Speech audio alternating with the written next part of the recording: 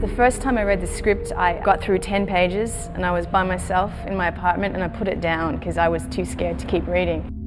I read it like Alice in Wonderland meets Dante's Inferno. I read it, I think, a week later in the afternoon in the sun, and that's how I got through it. But that's what attracted me to the piece as well, because it was definitely a page turner and it was something that freaked me out. When I first read the script, I was riveted. It's a spectacular piece.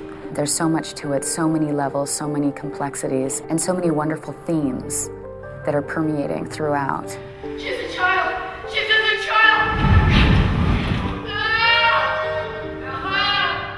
It was quite scary. I just thought, wow, who's thought of this? How did they get these ideas?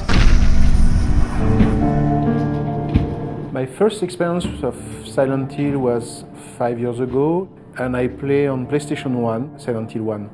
And I remember I was something like 3 or 4 hours into the game when I realized that I was playing a game which was completely unique, absolutely frightening, and basically one of the few games that actually could become a movie. Hey!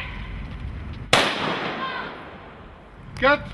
I have produced the last 3 movies of Christophe, and on the set of our last movie, he told me, you know, I'm playing to a video game called Silent Hill. It's fantastic, it's scary. And like everybody said, really? Is it possible to be frightened by a game?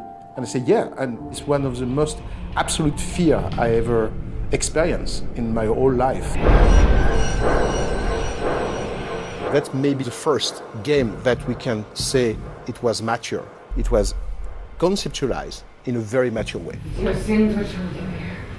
So then it was an adventure, because, you know, we had to go convince the Japanese people that produced the game, Konami, to give us the right to make the movie. And the only things that make the difference is the vision of Christophe.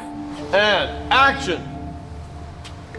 They were anxious about the level of faith that a director will bring to an eventual adaptation, because that game has such a cult following. The fan base for Silent Hill is very, very protective of the game.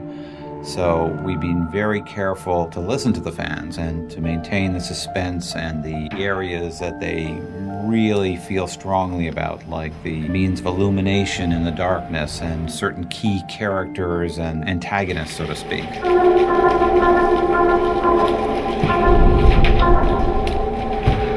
He has a very surrealist sort of vision of the game, and the game itself sort of explores the boundaries of reality, and that's what the film does. The game of Silent Hill is an experience. Silent Hill exists by itself. It has no equivalent. It's something frightening, it's something disturbing, it's something very beautiful. It's not only about fear, it's about emotion. There is not so many games that make you cry. Stop this! She's just a little girl! Weep not for the demon! I never adapted a game before, and I realized when I was doing that it was completely different. When you're adapting a game, you're adapting something that actually you have lived for real. You have the feeling to have been there and bring back some truth about what was the experience to face that adventure. And the story is basically a background. And what was important in the idea to do a movie is bring back in the foreground that background story. So that was the most important challenge. Rose! When Christophe was setting out to make this film, he and Sammy called me up. And so I came in, and next thing I knew, it was, you know, what if we were to do this? And Christophe was, you know, what if we reinvented the wheel? And such began, you know, a multi-month process of hammering out a first draft. Whenever I approach anything to adapt, you have to be willing to completely disassemble it and to create something new. The one element that you must remain true to is the spirit of the material. If you're not true to the spirit of the material, then you've completely lost. Every gamer that plays this video game at home in the dark, I think will enjoy being in this theater in the dark again, having the same feeling and the same approach.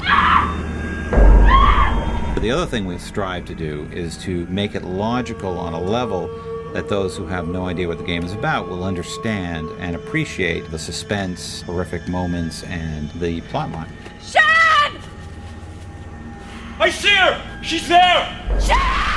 We wanted to create something that derived elements from the Silent Hill games and the Silent Hill universe, but was a bit of a creature on its own. Christoph, on one hand, remained profoundly true to the source material, and I remained as true as any human could attempt to the spirit of the material.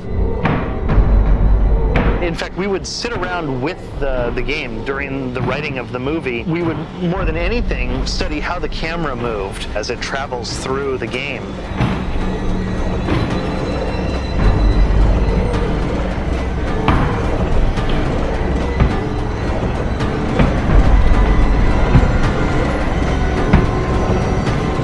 Number of elements from the game and created sort of a composite. These games are very frightening because the characters are very emotional and basically they are very vulnerable. The characters in the game are one dimension. And it's not a problem because a game is like an experience where you have to face iconic characters. For example, there is a character named Dahlia. If we want to transpose her on the paper, we understand that she has not enough depth for an actor or for an actress. We decide to make her much more grey than black. And that's what we try to do with the different characters of Silent Hill.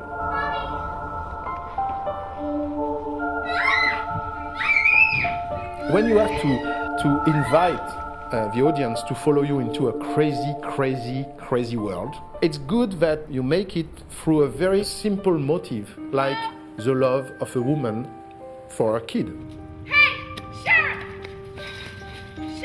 Christoph has reworked the idea in making it a woman searching for her daughter. The main theme of the film is motherhood.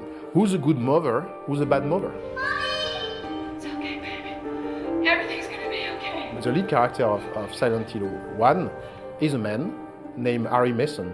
And he worked very well in the game, but when we start to write him, respecting his personality, we found that it's a woman. I don't think that it's important if the main character is wearing a dress or a pants. What is important is that we'll preserve the atmosphere of the game, which is the most important thing. So we decide that Harry Mason will become Rose.